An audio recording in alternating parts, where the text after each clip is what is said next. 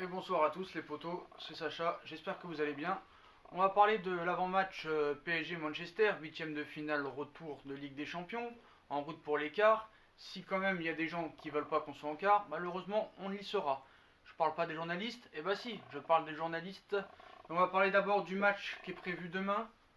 Ce sera la même équipe qu'au match aller, hein, faut pas se faire d'histoire. Ce sera la même équipe, le même 11 de départ, avec un Mbappé numéro 9, un Di Maria Draxler pour l'épauler. Ce sera pareil, la même défense, Marquinhos au milieu, Buffon dans les buts, il n'y aura pas de souci à propos de ça. On est à domicile, on a 2 buts d'avance, donc on finira le travail tranquillement si on continue sur la dynamique des 6 derniers matchs du PSG, où le jeu est impressionnant, mais quand même les occasions sont trop nombreuses et trop ratées. Il va falloir être plus créatif et vraiment plus adroit devant le but, qui nous permettra de passer demain tranquillement. Puis demain, j'en ai marre de ces journalistes, de ces pseudo-journalistes, et même des pseudo-personnes, qui ont été apparemment très choqués il y a 2 ans, hein, de cette fameuse remontada ou de ce vol manifeste contre le Barça. Il faut qu'ils sachent, tous ces gens-là, que ça n'arrive une fois tous les 1000 ans. Il n'y a pas une émission, que ce soit l'équipe, que ce soit RMC, que ce soit à la radio, que ce soit dans les journaux, qui parlait de remontada. Non, mais ça n'arrivera plus, c'est terminé. Demain, on va leur montrer qui est le patron. On va gagner tranquillement demain et on va faire taire toutes les bouches. Toutes les bouches qui parlent de remontada. Hier, j'écoutais le Canal Football Club et je me mets des baffes parce que c'est vraiment moi qu'il faut que j'arrête de la regarder. J'incite les autres à arrêter de la regarder. Tu écoutes Olivier Dacour, tu écoutes Eric Carrière, tu écoutes Hervé Matou, c'est une catastrophe. Peut-on craindre la remontada? Non mais qu'est-ce que tu racontes? Qu'est-ce que tu racontes? C'est n'importe quoi. Donc ce n'est plus du journalisme pour moi.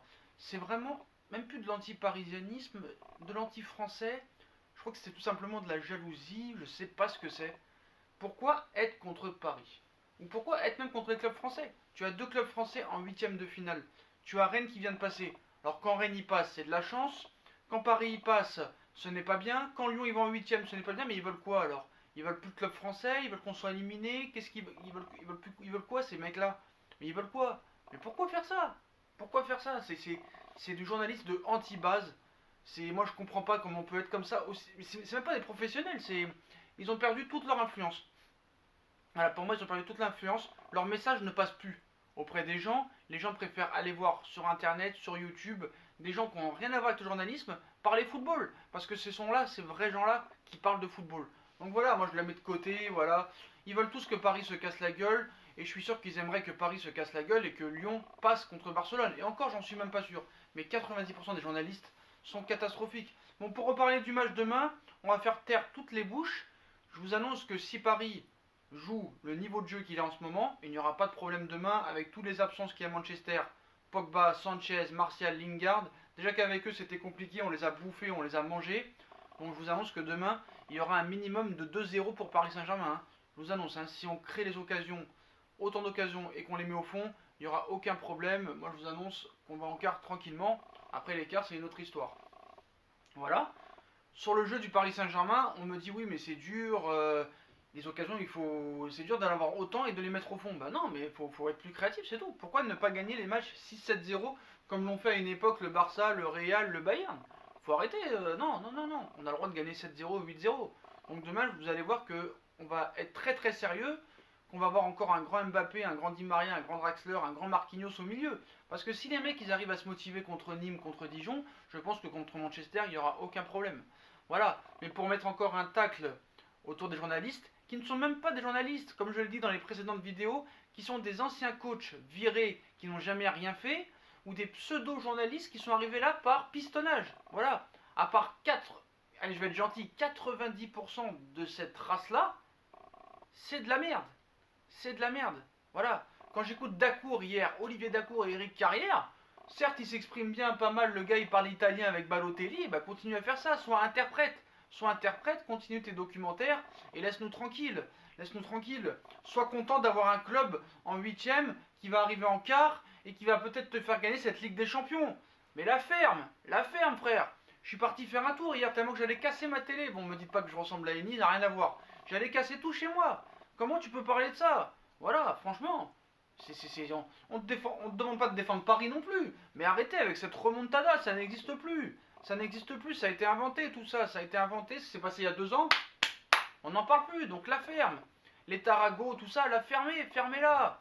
Les mecs de Gore, tout ça, ils sont pour le PSG, ils travaillent pour Paris Saint-Germain. Mais maintenant, à cause de ça, ils ont perdu leur boulot, ils s'en tapent.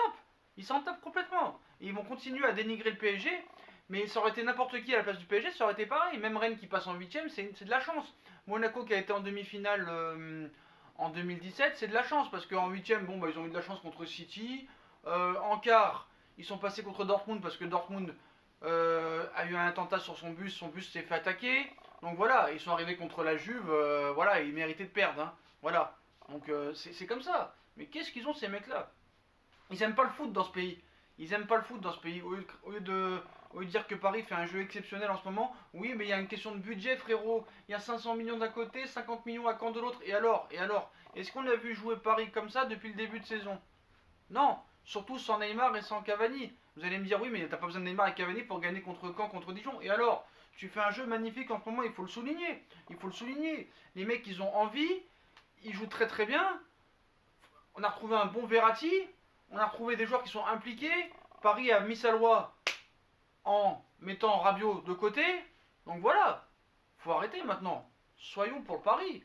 L'année dernière, il y a beaucoup de médias qui avaient dit que Marseille avait été en finale, qu'ils avaient battu personne. Moi je suis d'accord avec ça, ils ont battu personne, mais c'est pas de leur faute si t'es tombé contre le Red Bull ou machin. Ou que ce soit même Monaco qui avait eu un bon tirage à l'époque. Donc voilà. Moi quand j'entends les journalistes dire Deschamps c'est une honte, le jeu qu'il en procurait en équipe de France avec les joueurs que t'as, tu dois procurer un autre jeu. Je suis d'accord avec ça, je suis d'accord avec eux, mais pourquoi l'Atlético Madrid qui joue encore pire que l'équipe de France, on leur dit rien à l'Atlético Madrid? Certes c'est exceptionnel quand l'Atlético Madrid va en finale de Ligue des Champions, quand il gagne l'Europa League, quand il va en finale. Mais le jeu de l'Atlético Madrid c'est une catastrophe. Et maintenant au football, on sait qu'il faut très mal jouer pour gagner. Donc les mecs, ils ont perdu leur influence, ils ont perdu leur crédibilité. Donc voilà, demain je t'annonce que demain si Paris joue sur la même logique de jeu, il y aura 2 ou 3-0 sans problème. Et après, on peut t'amener qui tu veux en quart de finale. Parce que pour moi, au niveau du jeu, Paris peut-être peut avoir comme adversaire le Barça et peut-être l'Atlético s'il passe. Parce que l'Atlético s'il passe sera en pleine confiance et ça va être très très dur de les déloger. Si jamais il passe. Donc voilà, moi ces mecs-là, je pense qu'ils devraient faire un autre métier. Moi, Tourelle, il avance de mieux en mieux. Je pense que cette défaite à Lyon a beaucoup servi. Cette défaite à Lyon a beaucoup servi parce qu'il nous parle de budget. Mais Lyon, le budget, ils sont combien Lyon au classement? Combien Lyon au classement? Lyon perd des matchs en Ligue 1. Donc pourquoi Lyon est capable de manger le PSG il y a un mois et après perdre à Reims ou perdre à Dijon ou perdre à n'importe où? Donc ça veut dire qu'eux, ils n'ont pas les capacités de jouer. Il n'y a pas besoin d'avoir de gros budget pour bien jouer. Peut-être qu'il faut un gros budget pour gagner, mais pour bien jouer, il n'a pas besoin de gros budget. Il y a beaucoup d'équipes qui ont fait des exploits dans les championnats, vous le savez très bien. Donc voilà, Paris est plus fort, certes, parce que Paris a beaucoup de moyens, certes, mais on ne peut pas critiquer le niveau de jeu du PSG.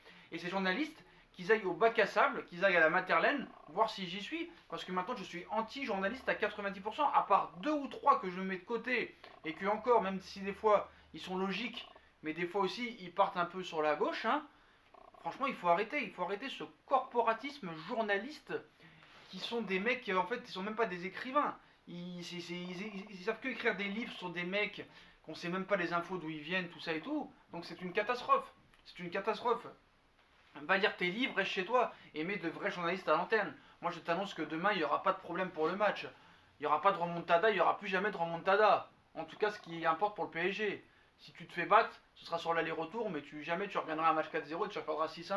Maintenant avec la VAR, on a vu que Ramos il s'est fait choper en train de prendre un carton rouge en faisant exprès. Donc voilà, moi je vois l'implication du Paris Saint-Germain, il n'y aura aucun problème et moi je l'avoue, moi je le dis haut et fort et là maintenant j'ai plus peur de le dire, nous sommes un candidat à cette Ligue des Champions. Nous sommes un candidat à la victoire si jamais on reste dans ce même état d'esprit. Il n'y aura pas de souci.